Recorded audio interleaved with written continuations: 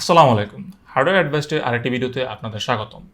আমরা যারা পিসিতে গেম খেলে থাকি বা যারা গ্রাফিক্স কার্ড ব্যবহার করে থাকি তাদের কাছে কিন্তু MSI আফটারবার্নার অনেক সুপরিচিত একটা সফটওয়্যার। MSI আফটারবার্নার দিয়ে হার্ডওয়্যার মনিটরিং থেকে শুরু করে গ্রাফিক্স কার্ড ওভারক্লক এবং গ্রাফিক্স কার্ড আন্ডারভোল্টও করা যায়। তো MSI আফটারবার্নার দিয়ে কীভাবে গ্রাফিক্স কার্ড ওভারক্লক এবং আন্ডারভোল্ট করতে হয় সেটা নিয়ে বিস্তারিত একটা সেপারেট ভিডিও দেওয়ার চেষ্টা করব। তবে আজকের ভিডিওতে স্পেশালি আমরা হার্ডওয়্যার মনিটরিংকে কীভাবে অ্যানাবল করবেন এবং কীভাবে হার্ডওয়্যার মনিটরিংটা কাস্টমাইজ করবেন বিভিন্নভাবে সেটা নিয়ে একটু বিস্তারিত আলোচনা করার চেষ্টা করব এবং ভিডিওটা একটু টিউটোরিয়াল টাইপের ভিডিও হবে আর কি। তো সর্বপ্রথম আসি আসলে আপনার হার্ডওয়্যার মনিটরিংটা কিসের জন্য প্রয়োজন হয়, কিসের জন্য আপনি হার্ডওয়্যার মনিটরিংটা অ্যানাবল করে রাখবেন। মনে করেন আপনি একটা গেমিং পিসি বিল্ড করলেন বা আপনি একটা গেমিং পিসি ইউজ করতেছেন। তো আপনার গেমিং পিসি আসলে অ্যাকচুয়ালি কীরকম পারফরমেন্স করতেছে, সেখানে কোনো পারফরমেন্স ড্রপ করতেছে কিনা আপনি কীভাবে বুঝবেন? তো হার্ডওয়্যার মনিটরিংটা অন করলে আপনি আসলে আপনার গ্রাফিক্স কার্ডটা কতটুকু ইউজ হইতেছে, আপনার প্রসেসরটা কতটুকু ইউজ হইতেছে, আপনার র্যাম কতটুকু ইউজ হইতেছে, সবগুলোর উপরে কিন্তু আপনি একটা পর্যবেক্ষণ করে রাখতে পারবেন। মনে করেন যে আপনার সিপিইউ 100% ইউজ হইতেছে, তো আপনি কিন্তু হার্ডওয়্যার মনিটরিংয়ের মাধ্যমে কিন্তু দেখতে পারবেন আপনার সিপিইউটা 100% ইউজ হইতেছে। তো সিপিইউ 100% ইউজ হওয়া মানেই কিন্তু গেমে ল্যাগ করা। তো এরকম অনেকগুলো প্রবলেমই কিন্তু আসলে এই MSI আফটারবার্নার হার্ডওয়্যার মনিটরিংয়ের মাধ্যমে কিন্তু পর্যবেক্ষণ করা যায় এবং আপনি ফার্দার স্টেপ নিতে পারবেন। তো হার্ডওয়্যার মনিটরিংয়ের জন্য কিন্তু আরও অনেক সফটওয়্যার আছে। EVGA এর প্রিসিশন X1 আছে। তারপরে আপনার NVIDIA, AMD তাদের নিজস্ব হার্ডওয়্যার মনিটরিং ফর্মুলা আছে কিন্তু MSI আফটারবার্নার স্টিল ওইসব সফটওয়্যার থেকে অনেক বেশি কিছু অফার করতেছে এবং MSI আফটারবার্নার স্টিল আনবিটেবল। তার আগে আপনি যদি আমাদের চ্যানেলে নতুন হয়ে থাকেন আর এরকম পিসি রিলেটেড ডিসকাশন, রিভিউ বা এরকম টিউটোরিয়াল টাইপের ভিডিও নিয়ে যদি ইন্টারেস্টেড থাকেন তাহলে অবশ্যই কিন্তু আমাদের চ্যানেলটি সাবস্ক্রাইব করবেন এবং ইচ্ছা করলে আপনি আমাদের বাকি কন্টেন্টগুলো কিন্তু দেখে আসতে পারেন। সেখানে রিসেন্টলি অনেকগুলো রিভিউ পোস্ট করা হয়েছে এবং আমাদের কন্টেন্টগুলো যদি ভালো লেগে থাকে একটু লাইক এবং সাবস্ক্রাইবের মাধ্যমে কিন্তু আমাদের একটু সাপোর্ট দেওয়ার চেষ্টা করবেন এবং ইউটিউবের বেল আইকনটা কিন্তু অবশ্যই প্রেস করে রাখবেন যাতে আমরা যখনই একটা লেটেস্ট ভিডিও আপলোড করি সাথে সাথে আপনার কাছে নোটিফিকেশন চলে যায়। তাহলে আর কথা না বাড়িয়ে চলুন শুরু করা যাক। সর্বপ্রথম আপনাকে MSI আফটারবার্নারটি MSI এর অফিসিয়াল ওয়েবসাইট থেকে ডাউনলোড করে নিতে হবে। যেহেতু এটা MSI এর সফটওয়্যার সুতরাং আপনি সরাসরি MSI এর ওয়েবসাইটে চলে যাবেন। তো আমি আসলে সরাসরি ডাউনলোড লিঙ্ক আমি ডেসক্রিপশন বক্সে দিয়ে রাখবো। তো ডাউনলোড করার পর কম্পিউটারের অন্যান্য বাকি সফটওয়্যারগুলোর মতোই আপনাকে MSI আফটারবার্নারটা ইনস্টল করে নিতে হবে। আর হ্যাঁ, আরেকটা জিনিস খেয়াল রাখবেন যে MSI আফটারবার্নারের সাথে কিন্তু আরেকটা সফটওয়্যার কিন্তু অটোমেটিক্যালি ইনস্টল হয়, ওটা হচ্ছে রিভাটোনা স্ট্যাটিস্টিক্স। তো MSI আফটারবার্নার এবং রিভাটোনা স্ট্যাটিস্টিক্স এই দুইটা সফটওয়্যার একসাথে মিলেই কিন্তু আসলে এই হার্ডওয়্যার মনিটরিংয়ের জিনিসটা সম্পন্ন করে।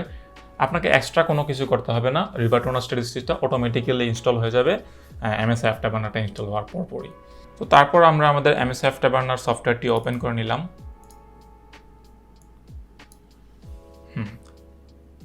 তো এখানে হচ্ছে আসলে MSI আফটারবার্নার যেই ইন্টারফেসটা, এখানে আপনার কোর ক্লক, মেমোরি ক্লক এই জিনিসগুলো বেশি দরকার হয় আপনি যদি ওভারক্লক করতে চান তখন। তো এখান থেকে আমরা রিভাটোনা স্ট্যাটিস্টিক্সটা ওপেন করে নিব।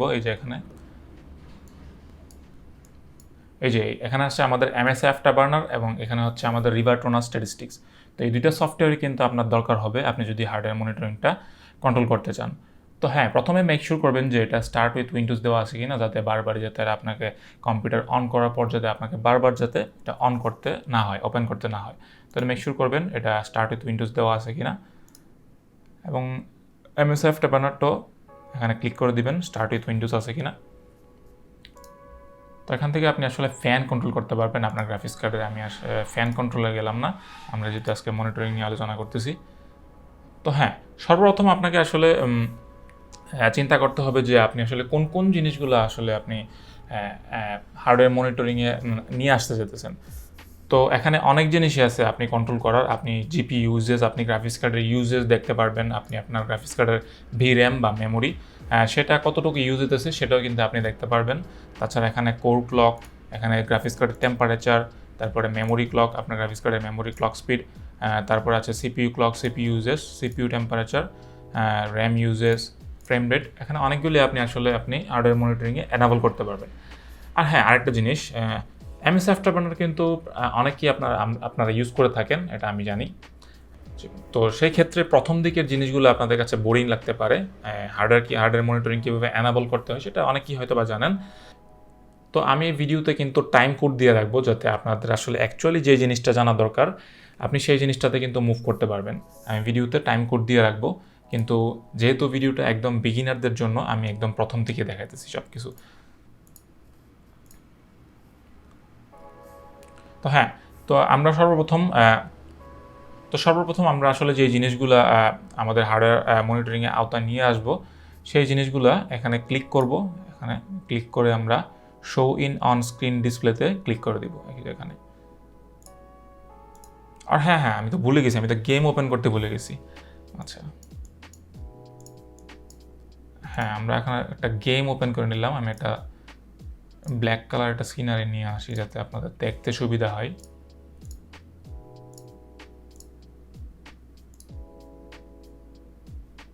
এই যে এখন হয়তো বা আপনাদের দেখতে কিছুটা সুবিধা হবে। আর আমি ডেস্কটপের বাকি আইকনগুলো আমি হাইড করে দিই।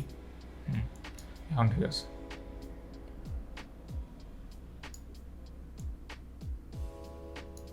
এই যে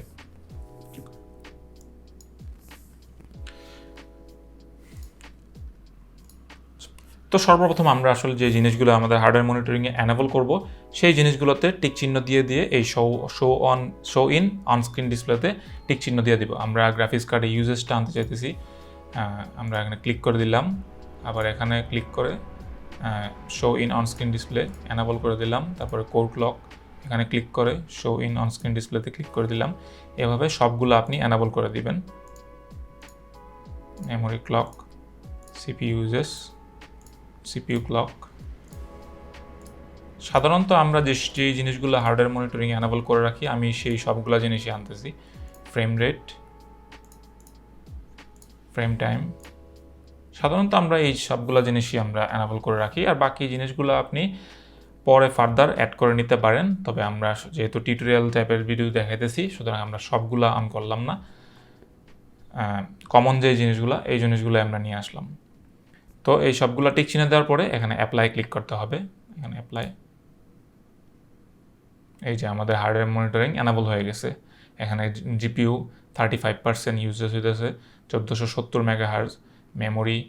মেমোরি বলতে ভিরএম আর কি। আর এখানে সিপিইউ 66%, এখানে পার্সেন্টেজ দেখা যাচ্ছে কতটুকু ইউজ হইতেছে। তো আমাদের প্রথম দিকে কিন্তু হার্ডওয়্যার মনিটরিংয়ের জিনিস লেখাগুলো ছোট থাকে, তো আপনি কিন্তু ইচ্ছা করলে সেটা বড় করতে পারেন। তো আমরা আসলে প্রথমে বড় করে নিই যাতে আপনাদের দেখতে সুবিধা হয়। এই যে এখানে রিভার্ট টু স্ট্যাটিস্টিক্সে যাবেন, রিভার্ট টু স্ট্যাটিস্টিক্সে যে এখানে বড় করে দিবেন। এই যে এখানে বড় হয়ে গেছে, এখন আপনাদের দেখতে সুবিধা হবে। তো তারপরে আসি আপনি আসলে কীভাবে আপনার কম্পোনেন্টগুলোকে মানে রিনেম করবেন বা নামকরণ করবেন। তো মনে করেন আপনি গ্রাফিক্স কার্ড হিসেবে ইউজ করতেছেন GTX 1050 Ti, তো আপনি চাইতেছেন GTX 1050 Ti লেখাটা এখানে হার্ডওয়্যার মনিটরিংয়ে উঠে আসুক।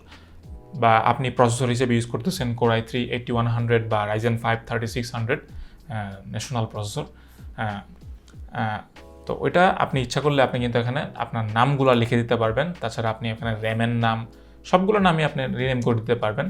তো সেটার জন্য প্রথমে আপনাকে করতে হবে এখানে সেটিংয়ে যেতে হবে। সেটিংয়ে গিয়ে মনিটরিংয়ে গিয়ে যে কোনো একটাতে ক্লিক করে আপনি এই যে আমরা এখন গ্রাফিক্স কার্ডের নামটা চেঞ্জ করতে যেতেছি যেহেতু, সুতরাং আপনার গ্রাফিক্স কার্ডে ক্লিক করে রাখবো। গ্রাফিক্স কার্ডে ক্লিক করার পর নিচে এই যে এখানে ওভারমাইট গ্রুপ নেম, তো এখানে আপনাকে রিনেম করতে হবে। এখানে কিন্তু জিপিইউ, এই যে এখানে কিন্তু জিপিইউ লেখা আছে, এই যে এখানে ডিফল্টভাবে জিপিইউ লেখাই থাকে। তো আপনি আমরা এখানে কি করব, আমরা এখানে রিনেম করে দিব।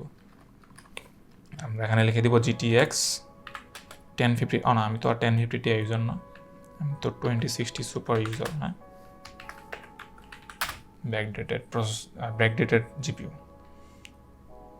আমরা এখানে অ্যাপ্লাই দিয়ে দিলাম। এই যে এখানে কিন্তু আমাদের নামও চলে আসছে, GTX 2060 সুপার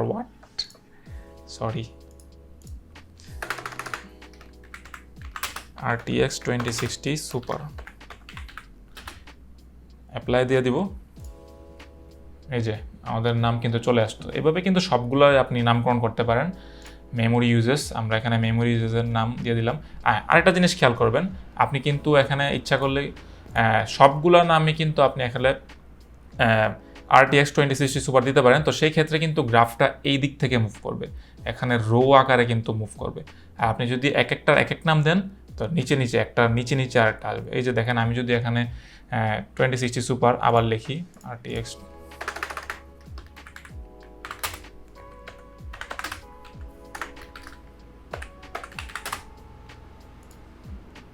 এই যে এখানে কিন্তু এই ভিরামের ইউজেসটা কিন্তু আমার পাশাপাশি চলে গেছে, পাশাপাশি।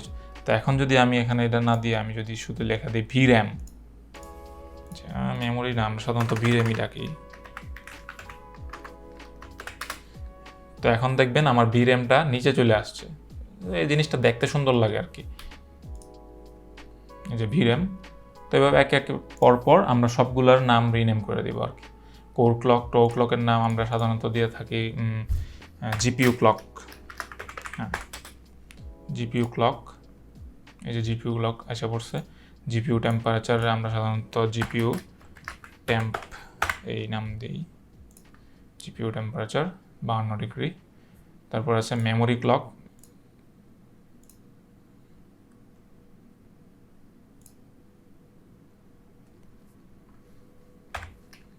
কে জানে আমার গেমের পার্টিতে জয়েন দিছে। ভাই আমি এখন গেম খেলতেছি না, আমি জাস্ট কাজ করতেছি। মেমোরি ক্লক, এই যে আমাদের মেমোরি ক্লক। তো সেমভাবে আপনারা সবগুলোর নামকরণ করতে পারেন। এখানে সিপিইউ ইউজেস, আমরা এখানে সিপিইউর নাম দিয়ে দিব। আমি যেহেতু আমি ইউজ করতেছি Core i5-এর 8400, তো আমি লিখে দিলাম 8400। এই যে এখানে 8400 লেখা চলে আসছে। তারপরে সিপিইউ ক্লক, সিপিইউ ক্লক আমরা সাধারণত লিখি সিপিইউ ক্লক, এই যে সিপিইউ ক্লক চলে আসছে। সিপিইউ টেম্পারেচার, এভাবে সবগুলোর নামই কিন্তু আপনি রিনেম করে দিতে পারেন। তো রিনেম করলে একটা সুবিধা কি, মানে যে জিনিসটা দেখতে সুন্দর লাগে, তাছাড়া মানে চোখেও খুব ইজিলি পড়ে আর কি। মনে করেন RTX 2060 সুপার লেখাটা খুব ইজিলি পড়তেছে, ভিরাম লেখাটা খুব ইজিলি মানে আলাদাভাবে আপনার চোখে পড়তেছে, জিনিসটা দেখতে সুন্দর লাগে আর মানে ইউজ করতে সুবিধা। তো তারপরে আমরা বাকি আছে সিপিইউ পাওয়ার। আপনি MS Afterburner দেখতে পারবেন আপনার সিপিইউ কতটুকু পাওয়ার ড্র করতেছে। সিপিইউ পাওয়ার লিখে দিলাম। তারপরে র্যাম, আপনি ইচ্ছা করলে র্যামের নামও দিতে পারেন, সাধারণত র্যামের নাম আমরা দেই না। তারপর আমি লিখে দিই, আমি ইউজ করতেছি প্যাট্রিয়ট ভাইপার। এই যে এখানে প্যাট্রিয়ট ভাইপার র্যাম নামটা লেখা আসছে।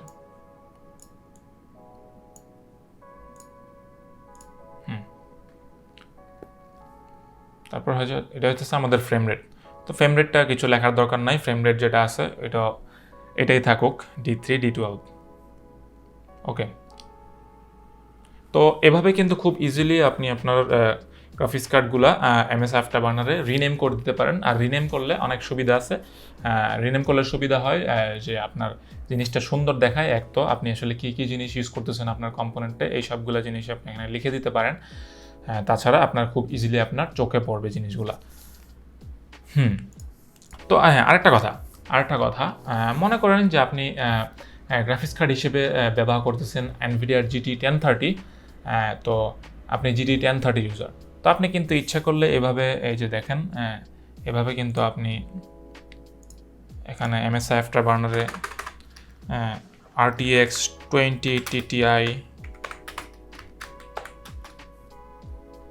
তারপরে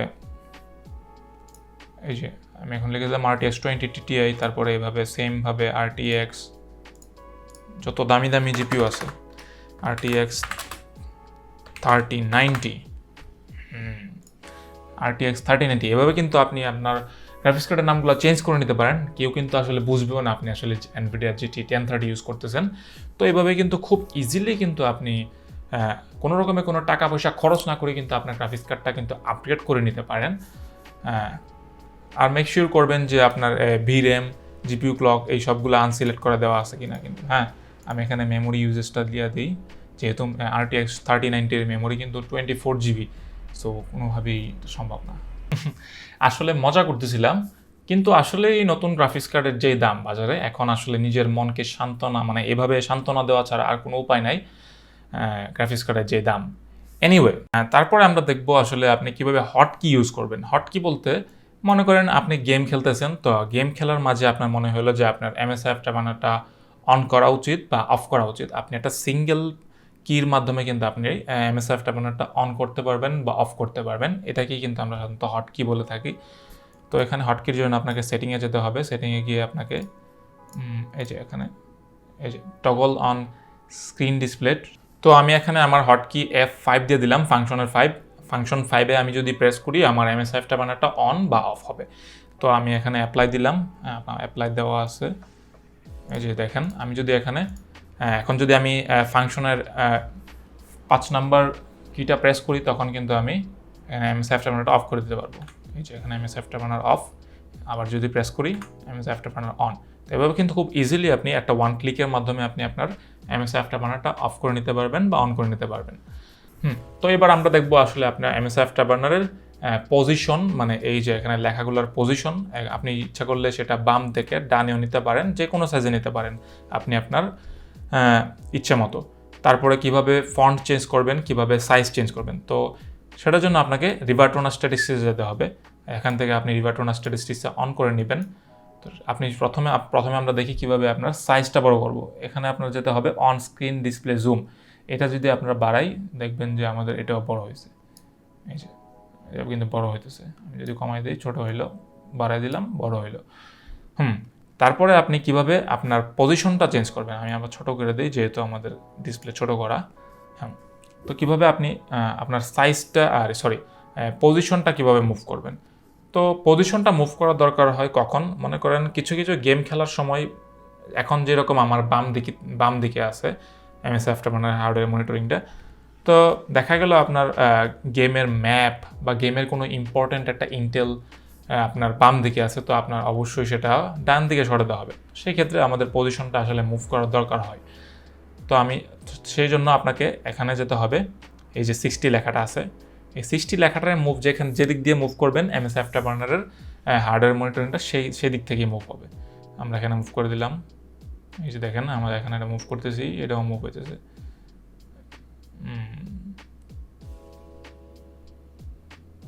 এই যে তা আপনি এটা যেদিকে মুভ করবেন এটা সেদিক থেকে মুভ হবে। তো এইভাবে কিন্তু আপনি এটার পজিশনটা মুভ করতে পারবেন। তো তারপরে আসি কিভাবে আপনি ফন্ট চেঞ্জ করবেন। এমএসআই অ্যাফটারবার্নারে কিন্তু অনেকগুলো ফন্ট দেওয়া আছে, আপনি ভাববেন না যে শুধু ডিফল্টভাবে যেই ফন্টগুলো দেওয়া আছে সেগুলোই দেওয়া যায়। এখানে অনেকগুলো ফন্ট ইউজ করা যায়। সেখানে যেতে হবে আপনার রিভার্টোনা স্ট্যাটিস্টিক্সে, এই যে এখানে রেস্টার 3D দেওয়া আছে যেটা, এখানে ক্লিক করবেন। এটা দিয়ে দিলাম। আমরা এখানে এই যে দেখেন আমরা কিন্তু এখানে ফন্ট চেঞ্জ করতেছি, এই যে দেখছেন আমাদের ফন্ট কিন্তু চেঞ্জ হয়ে গেছে, যে খ্যাত লাগতেছে আমার কাছে। আগে কোনটা ছিল আমার, এরিয়াল, এটাই ঠিক আছে। তবে আপনারা ইচ্ছা মতো আপনাদের ফন্টটা কিন্তু চেঞ্জ করে নিতে পারবেন। তো তারপরে আসি আপনি কীভাবে ট্রান্সপারেন্সি অন করবেন। ট্রান্সপারেন্সি দেখার জন্য আমাদেরকে একটা হোয়াইট কালার একটা ব্যাকগ্রাউন্ড। তো এখন যদি আমি ট্রান্সপারেন্সিটা অন করি, এখন কিন্তু আমার লেখার পিছনে কিন্তু কোনো রকমের কোনো পর্দা নাই, শুধু লেখাগুলো আছে। আমি যদি এখানে ট্রান্সপারেন্সিটা অন করি তো লেখাগুলা খুব ভালোভাবে কিন্তু ফুটে উঠবে। তো সেই জন্য আপনাকে কি করতে হবে, অন স্ক্রিন ডিসপ্লে, এখানে রিভার্টোনা স্ট্যাটিস্টিক্সে গিয়ে অন স্ক্রিন ডিসপ্লে ফিল এই জায়গাটা ক্লিক করে দিতে হবে। এখানে অফ করা আছে সেটা আপনাকে অন করে দিতে হবে। এই যে আমি অন করে দিলাম, এখানে কিন্তু পিছনে একটা ব্ল্যাক কালারের একটা পর্দার মতো একটা জিনিস এখানে আসছে। তো এটা দিলে সুবিধা হয় কি, মানে এই লেখাগুলো ভালোভাবে ফুটে ওঠে এবং আপনার চোখে ভালোভাবে পড়ে আর কি লেখাটা। আমি অফ করে দিলাম, অন করে দিলাম, অফ করে দিলাম, অন করে দিলাম। তো এবার আসি আপনি কিভাবে এই ট্রান্সপারেন্সির কালারটা চেঞ্জ করবেন। এখানে যে পর্দাটা দেওয়া আছে পিছনে, সেই পর্দাটার কালার কিভাবে চেঞ্জ করবেন। তো আপনি কিন্তু এটা ব্ল্যাক থেকে অন্য যে কোনো কালারে নিতে পারবেন। সেটার জন্য আপনাকে এখানে যেতে হবে, এই ডিসপ্লে ফিলের যে নিচের অংশটা এখানে ক্লিক করতে হবে। এখানে আপনি যে কোনো একটা কালার সিলেক্ট করতে পারেন। আমি এখানে এই কালারটা দিলাম। এই যে এখন কিন্তু আমার সেই পর্দাটার কালার কিন্তু চেঞ্জ হয়ে গেছে। আপনি আপনার ইচ্ছা মতো এখানে কালার দিতে পারেন। তো তারপরে আসি আপনি আসলে কীভাবে ফন্টের কালার চেঞ্জ করবেন। আমরা তো প্রথমে দেখলাম কীভাবে ফন্টের স্টাইল চেঞ্জ করবেন, এখন দেখবো আপনি সেপারেটলি কীভাবে ফন্টের কালারগুলো চেঞ্জ করবেন। আপনি গ্রাফিক্স কার্ডের যে ফন্টগুলো আছে সেটা কিন্তু আলাদা করতে পারেন, তাছাড়া প্রসেসরের রং কিন্তু আপনি আলাদা সিলেক্ট করতে পারেন। তো দেখেন কিভাবে আসলে চেঞ্জ করা যায়। তো সেটার জন্য আপনাকে সেটিংয়ে যেতে হবে। সেটিংয়ে গিয়ে সেখানে মনিটরিং, তারপরে এই শো ইন অন স্ক্রিন ডিসপ্লের এই মাঝখানে দেখবেন 3টা ফুটা আছে, এখানে একটা অপশন বাটন আছে, এখানে যেতে হবে। এই যে এখানে কালার্স লাইব্রেরি, সেখান থেকে আপনি কিন্তু যেইগুলো কালার দেওয়া আছে এগুলো কিন্তু আপনি চেঞ্জ করতে পারবেন। তো এখানে সবুজ কালার যেটা দেওয়া আছে এটা হচ্ছে গ্রাফিক্স কার্ডের, এখানে RTX 3090, VRAM, GPU clock, GPU temperature, memory clock, এই সবগুলোই কিন্তু গ্রাফিক্স কার্ডের কম্পোনেন্ট। তো আপনি ইচ্ছা করলে সেটা কালারটা চেঞ্জ করলে সম্পূর্ণ গ্রাফিক্স কার্ডের লেখাগুলোই কিন্তু চেঞ্জ হয়ে যাবে। আমি এখানে দিয়ে দিতেছি, তো আমি এখানে হোয়াইট কালার দিলাম, অ্যাপ্লাই দিলাম। এই যে এখানে কিন্তু আমাদের কালার কিন্তু চেঞ্জ হয়ে গেছে। তো এইভাবে কিন্তু আপনি প্রত্যেকটা কালার কিন্তু চেঞ্জ করতে পারবেন। এই যে এখানে আমার নীল কোনটা আছে, নীল আছে আমার এই প্রসেসরের কম্পোনেন্টগুলো, আমি এখানে নীল থেকে লাল দিয়ে দিলাম, ইন্টেলের আমি AMD বানিয়ে দিলাম, ঠিক আছে। লাল কই, কান হয়ে গেছি নাকি? লাল দিয়ে দিলাম। তো এইভাবে প্রত্যেকটার কালার কিন্তু আপনি চেঞ্জ করতে পারেন। এখানে এই D3 D12 লেখাটা কিন্তু এটা, তো আমি এটা কী কালার দিই, এটাও সাদা কালার দিলাম। ওকে, অ্যাপ্লাই, এটাও কিন্তু সাদা কালার হয়ে গেছে। তারপরে আসে এটার এই যে এই লেখাগুলো, এই কমলা কালার লেখাগুলো কীভাবে চেঞ্জ করবেন। এটা কী কালার দেওয়া যায়, সবুজ কালার দিলাম। যে সবুজ কালার হয়ে গেলে, তো এভাবে খুব ইজিলি আপনি আসলে সবগুলোর কালার কিন্তু সেপারেটলি চেঞ্জ করতে পারবেন। তো তারপরে আসি আপনি কিভাবে এই সবগুলা কম্পোনেন্টগুলোকে আলাদা করবেন। মনে করেন আপনি চাইতেছেন যে গ্রাফিক্স কার্ডটা আলাদা থাকুক, সিপিউর যে কম্পোনেন্টগুলো সেগুলো আলাদা থাকুক, তারপরে ফ্রেম রেটের যে কম্পোনেন্টগুলো সেগুলো আলাদা লেখা থাকুক, আপনার র্যামটা আলাদা লেখা থাকুক। তো আপনি ইচ্ছা করলে সবগুলা কলামে কিন্তু আপনি সেপারেট করতে পারবেন। তো এখন আমরা দেখবো আপনি কিভাবে কলামগুলো সেপারেট করবেন। তো সেটার জন্য আপনাকে যেতে হবে সেটিংয়ে, তারপর যেতে হবে মনিটরিংয়ে। তারপরে আমরা যেখানে রিনেম করছিলাম যে জিনিসগুলা, তার আপনি মনে করেন যে আমি এখানে i5-8400 লেখাটা থেকে সেপারেট করতে চাইতেছি। তো আপনাকে যেতে হবে এই যে আমাদের i5-8400 কোন জায়গায় লিখছিলাম, আমরা CPU ইউজেজে লিখছিলাম। তো এটার আগে যেহেতু আমরা এই জায়গাটাতে আমরা সেপারেট করতে চাইতেছি, এই যে দেখেন এখানে কিন্তু আমার গ্রাফিক্স কার্ডের কম্পোনেন্ট শেষ এবং সিপিউর কম্পোনেন্ট শুরু। তো আমরা এই জায়গাটাতেই সেপারেটটা করব। তো সেই জন্য আপনার i5-8400 লেখাটার আগে কিন্তু আমরা এখানে এই যে একদম প্রথমে আমি একদম কার্সরটা একবার বেশি বড় নিয়ে ফেলছি, এই সিলেক্ট করতে অসুবিধা হইতেছে। আচ্ছা, সেখানে আপনাকে কি করতে হবে, ব্যাকস্ল্যাশ, তার মানে সেই নামটার আগে আপনাকে ব্যাকস্ল্যাশ n অ্যাড করে দিতে হবে। কোনো রকমের কোনো স্পেস নাই, ব্যাকস্ল্যাশ n অ্যাড করে দিতে হবে। আমরা যদি এখানে অ্যাপ্লাই করি দেখবেন যে আমাদের এই যে এখানের কলামটা সেপারেট হয়ে গেছে। আমি অ্যাপ্লাই দিলাম, এই যে এখানে দেখছেন একটা গ্যাপ তৈরি হয়েছে কিন্তু। তো এইভাবে কিন্তু খুব ইজিলি আপনি আপনার কলামগুলো সেপারেট করে নিতে পারেন। তো তারপরে আমরা সেপারেট করব এই র্যামটা, আমার র্যামের নামটা সেপারেট করি। সেপারেট করলে ইজি হয় কি আসলে, মানে প্রত্যেকটা জিনিস আলাদা আলাদা নজরে পড়ে এবং দেখতে সুন্দর লাগে এবং চোখে খুব ইজিলি পড়ে জিনিসটা। তো আমি এখন প্যাট্রিয়ট ভাইপার লেখাটার আগে আমি ব্যাকস্ল্যাশ আর n দিয়ে দিব, তাহলে আমার এই জিনিসটাও র্যামের জায়গাটাও সেপারেট হয়ে যাবে। n দিয়ে দিলাম, এই যে আমার প্যাট্রিয়ট ভাইপার লেখাটাও কিন্তু সেপারেট হয়ে গেছে। তারপরে আমি ফ্রেম রেটের জিনিসটা আমি সেপারেট করতে চাইতেছি। তো আমি এখানে ফ্রেম রেটের আবার মাইট গ্রুপ নেমে যায়, এখানে কিন্তু ডিফল্টভাবে অ্যাপ লেখা থাকে, মানে অ্যাপ থেকে যে জিনিসটা লেখা থাকে। তো আমি এখানে এটার আগেও n দিয়ে দিলাম, এই জিনিসটাও আমার সেপারেট হয়ে যাবে। এই যে আমার এখন FPS এর জিনিস জায়গাটাও সেপারেট হয়ে গেল, র্যামের জায়গাটাও সেপারেট হয়ে গেল, প্রসেসরের জায়গাটাও সেপারেট হয়ে গেল এবং জিপিউর জায়গাটাও সেপারেট হয়ে গেল। তবে খুব ইজিলি আপনি কিন্তু আপনার যে কম্পোনেন্টগুলো আছে এগুলো কিন্তু আপনি আলাদা করে নিতে পারেন কলাম করে। তো তারপর আসি আপনি আসলে কীভাবে লেআউট চেঞ্জ করবেন। লেআউট বলতে এখানে কিন্তু আমরা এই যে এই স্টাইলটা কিন্তু ডিফল্টভাবেই দেওয়া ছিল। তো MS আফটারবার্নারে অনেক বেশি না, 4-5টা ডিফল্ট স্টাইল কিন্তু দেওয়া থাকে। তো আমরা এখন দেখব লেআউট কীভাবে চেঞ্জ করবেন। তো সেটার জন্য আপনাকে যেতে হবে সেটিংয়ে, এখানে সেটিংয়ে যেতে হবে। সেটিংয়ে যে মনিটরিংয়ে যে এখানে যেই show in on screen display, সেখানে এই অপশন বাটনটাতে ক্লিক করতে হবে এখানে। তারপরে এই যে এখানে অ্যাক্টিভ লেআউট সিলেকশন, এখানের নিচে কিন্তু অনেকগুলা প্রিসেট দেওয়া আছে। এখানে আগে থেকে মডার্ন দেওয়া ছিল, খুব সম্ভবত মডার্নটাই ডিফল্টভাবে দেওয়া থাকে। তো আমরা এখন মডার্ন মোনোতে ক্লিক করি, দেখি কি আসে। এই যে আমাদের এখন স্টাইল কিন্তু চেঞ্জ হয়ে গেছে। মডার্ন ওয়েব দিলাম, এই যে এখন কিন্তু আর স্টাইল চলে আসছে, গুরু 3D। আচ্ছা, গুরু 3Dর অনেক সফটওয়্যারই পপুলার। তো তারপর আমরা দেখব আপনি কিভাবে গ্রাফ অ্যাড করবেন। তো প্রথমে বলে রাখি গ্রাফটা কিসের জন্য দরকার হয়। গ্রাফটা আমরা সাধারণত ফ্রেম টাইমের ক্ষেত্রে, ফ্রেম রেট বা ফ্রেম টাইম, দুইটার ক্ষেত্রেই আমরা ব্যবহার করে থাকি গ্রাফটা। তো আমরা যে সময় গেম খেলি তখন কিন্তু আপনার কিছু কিছু সময় ফ্রেম ড্রপ হয়, সবার হয় না, বা আপনার সিস্টেমে যদি কোনো রকমের কোনো প্রবলেম থাকে বা আপনার গেম যদি কোনো রকমের কোনো ল্যাগ করে থাকে তখন কিন্তু এফপিএস ড্রপ হয়। এফপিএস ড্রপ করলে ম্যাক্সিমাম টাইমে ল্যাগটা হয়। তো আমাদের কিন্তু এখানে এফপিএস কিন্তু অক্ষর হিসেবে দেওয়া আছে, আমরা কিন্তু কত এফপিএস পাইছি সেটা কিন্তু এখানে কিন্তু লেখা উঠতেছে। বাট গ্রাফটা এনাবল করলে সুবিধা হয় কি, গেম খেলার সময় সবসময় কিন্তু আসলে লেখার দিকে তাকানো এত একটা ইজি হয় না, কিন্তু গ্রাফটা যদি আপনি কোনো একটা জায়গায় এনাবল করে রাখেন তখন গ্রাফের মাধ্যমে আপনি কিন্তু খুব ইজিলি ডিটেক্ট করতে পারবেন যে আপনার এফপিএস ড্রপ কেমন হারে হইতেছে, মানে আপনার এফপিএস ড্রপের হার কীরকম। তো আসলে প্রথমে আমরা দেখি কীভাবে এনাবল করতে হয়, তাহলে আসলে আপনার জিনিসটা ক্লিয়ার হয়ে যাবে। তো সেক্ষেত্রে আপনাকে প্রথমে যেতে হবে সেটিংয়ে যে আমরা যেহেতু আমাদের এফপিএসের গ্রাফটা এনাবল করতে চেতেছি, তো আমরা এখন ফ্রেম রেট, এই যে এখানে ফ্রেম রেট আছে, এখানে ফ্রেম রেটের শো ইন অন স্ক্রিন ডিসপ্লের পাশে এই যে টেক্সট দেওয়া আছে, এখন কিন্তু শুধু টেক্সট দেওয়া আছে। তো আমরা যদি এখানে গ্রাফ দিয়ে দিই, গ্রাফের টেক্সটের বদলে কিন্তু গ্রাফ চলে আসবে।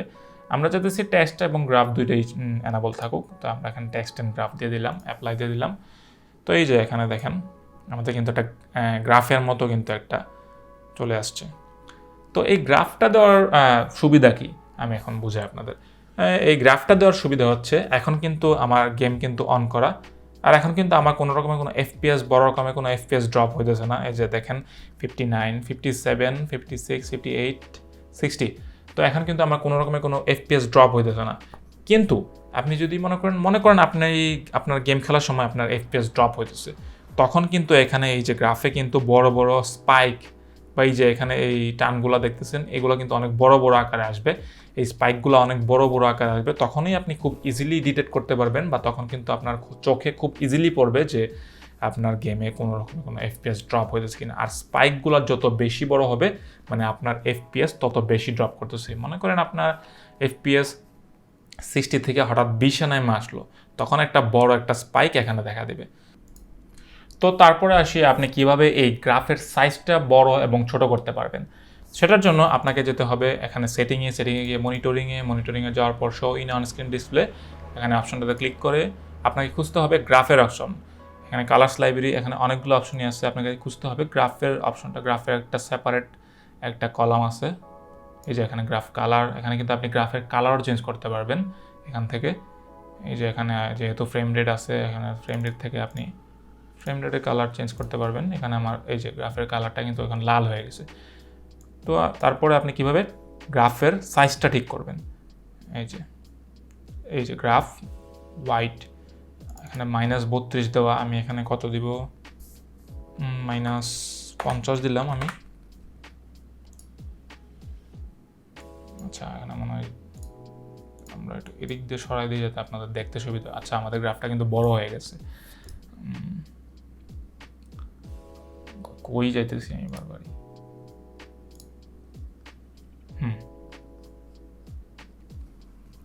এখানে -50 দিছিলাম আমি ছোট করে দিতেছি, -10 দিলাম আমি।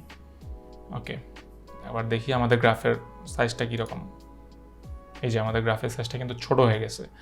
তো এইভাবে কিন্তু খুব ইজিলি আপনি আপনার গ্রাফের সাইজটাও কিন্তু ছোট বড় করতে পারেন। তাছাড়া এখানে হাইট, আমরা যদি এখানে হাইটটা চেঞ্জ করি দেখি কি হয়। আমি হাইট দিলাম -10, যে এখানে আরও নিচে চলে আসছে, ভুল হয়েছে, -2 ঠিক আছে।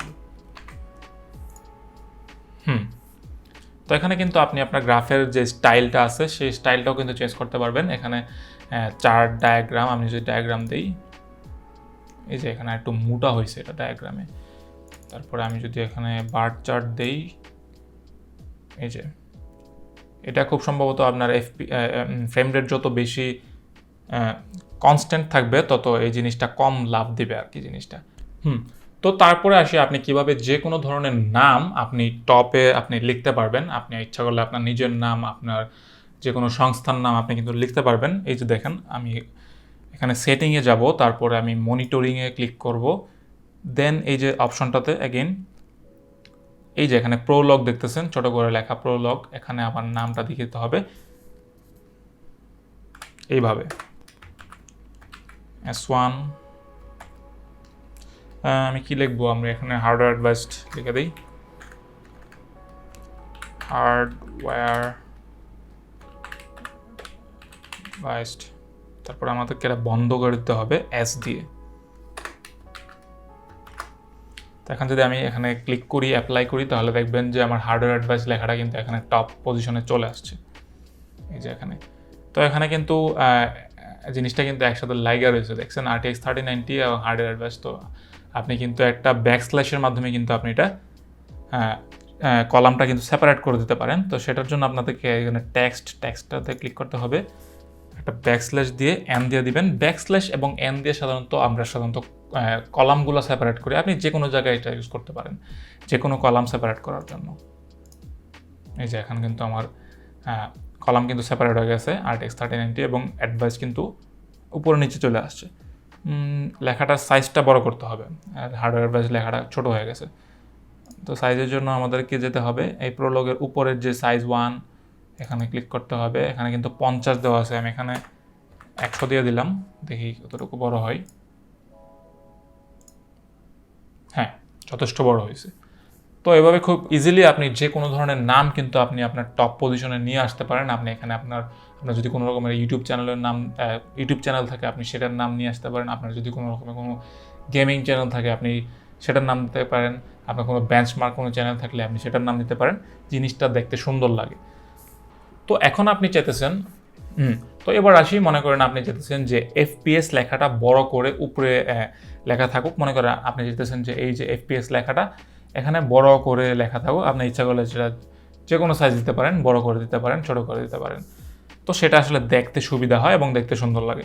তো সেটার জন্য আপনাকে যেতে হবে সেটিংয়ে যাওয়ার পর মনিটরিংয়ে, তারপরে যেতে হবে এই যে এখানে অপশনের জায়গাটাতে যে এই যে আমরা যেখানে প্রোলগ এখানে যে আমরা হার্ডওয়্যার অ্যাডভাইস লেখাটা দেখছিলাম, মনে আছে কিনা, আমি কিন্তু হার্ডওয়্যার অ্যাডভাইস লেখাটা মুছে ফেলছি। সেই একই জায়গায় আপনাকে সেই জিনিসটা পেস্ট করে দিতে হবে। আমি ডেসক্রিপশন বক্সে সবগুলোই লিখে রাখবো কী কী লেখা লাগে আসলে এখানে, কোড নাম্বারগুলো আমি লিখে দিব।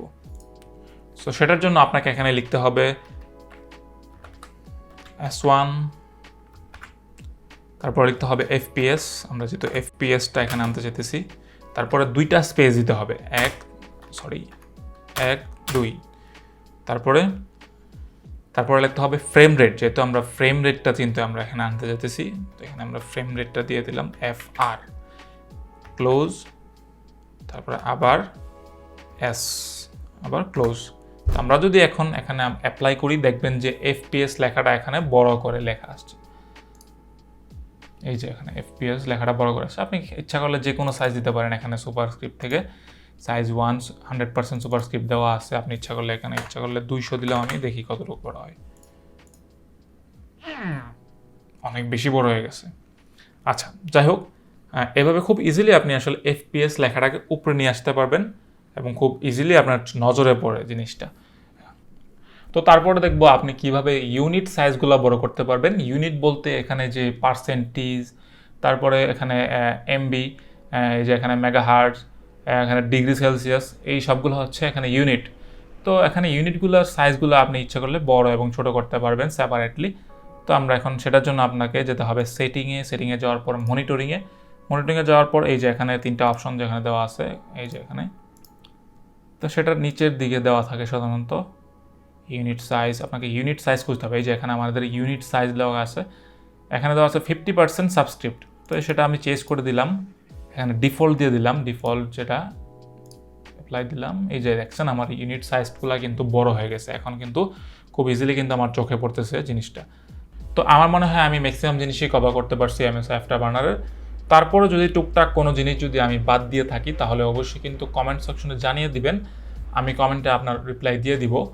তাছাড়া আপনি পিসির যে কোনো ডিসকাশন বা আপনার যদি কোনো রকমের কোনো প্রশ্ন থাকে কোনো রকমের বিল্ড নিয়ে, আপনি কিন্তু আমাদের ফেসবুক গ্রুপে কিন্তু জয়েন হয়ে কিন্তু আমাদের ফেসবুক গ্রুপে পোস্ট করতে পারেন। সেখানে আপনি আপনার পিসি রিলেটেড যত প্রবলেম আছে সেগুলো নিয়ে পোস্ট করতে পারবেন এবং অবশ্যই আপনি আপনার সলিউশন পেয়ে যাবেন আশা করি। তো আমাদের ফেসবুক গ্রুপের লিঙ্ক আমি ডেসক্রিপশন বক্সে দিয়ে রাখবো, সবাই আমাদের ফেসবুক গ্রুপে জয়েন হবেন। তো আজকে তো গেল আমাদের hardware MS afterburner hardware মনিটরিংয়ের tutorial. তো নেক্সট ভিডিওতে আমি কিভাবে গ্রাফিক্স কার্ড ওভারক্লক এবং গ্রাফিক্স কার্ড আন্ডারভোল্ট করতে হয় সেটা নিয়ে সেপারেট ভিডিও দিব ইনশাল্লাহ। তো গ্রাফিক্স কার্ড ওভারক্লক করলে কিন্তু একটা সুবিধা আছে যে আমরা কিছু পারফরমেন্স কিছু আপলিফট হয়, কিছু পারফরমেন্স বেশি পাই আমরা, কিন্তু কিছু কিছু ক্ষেত্রে কিন্তু বাধ্য হয়ে আমাদের কিন্তু গ্রাফিক্স কার্ড আন্ডারভোল্টও করা লাগে। আন্ডারভোল্টেরও কিন্তু কিছু সুবিধা আছে, সবসময় যে ওভারক্লক করলে সুবিধা তা কিন্তু না, মাঝে মধ্যে আমাদের বাধ্য হয়ে কিন্তু আন্ডারভোল্ট করতে হয়। তো কীভাবে আপনি প্রপারলি এবং সেফ ওয়েতে কীভাবে আসলে ওভারক্লক এবং আন্ডারভোল্ট করবেন সেটা নিয়ে ইনশাল্লাহ পরের ভিডিও দেওয়ার চেষ্টা করব। তো আজকে এই পর্যন্তই। তো ভিডিওটি যদি ভালো লেগে থাকে অবশ্যই এটি লাইক দিয়ে দিবেন। তো লাইক দিলে আসলে আমাদের জিনিসটা শর্ট আউট করতে সুবিধা হয় যে আসলে আপনাদের কন্টেন্টগুলো ভালো লাগতেছে কিনা, এবং অবশ্যই কমেন্ট করে কিন্তু জানাবেন আমাদের কন্টেন্টের কোয়ালিটি কীরকম এবং আপনি আমাদের কন্টেন্টের কীরূপ ইমপ্রুভ করা উচিত, এবং কমেন্ট করে কিন্তু জানাবেন যে আপনাদের আসলে কী টাইপের ভিডিও দরকার, আপনাদের এরকম টিউটোরিয়াল টাইপের ভিডিও কোনো উপকারে আসে কিনা, বা ফার্দার আপনারা এরকম কোনো ভিডিও চান কিনা। আর ফেসবুকে আপনি যদি পিসি রিলেটেড নিউজ জানতে চান তাহলে আমাদের ফেসবুক পেজটিতে লাইক দিয়ে আসতে পারেন। তো আজকে এই পর্যন্তই, দেখা হচ্ছে পরের ভিডিওতে। ততক্ষণ পর্যন্ত ভালো থাকবেন, সুস্থ থাকবেন, খুদা হাফেজ।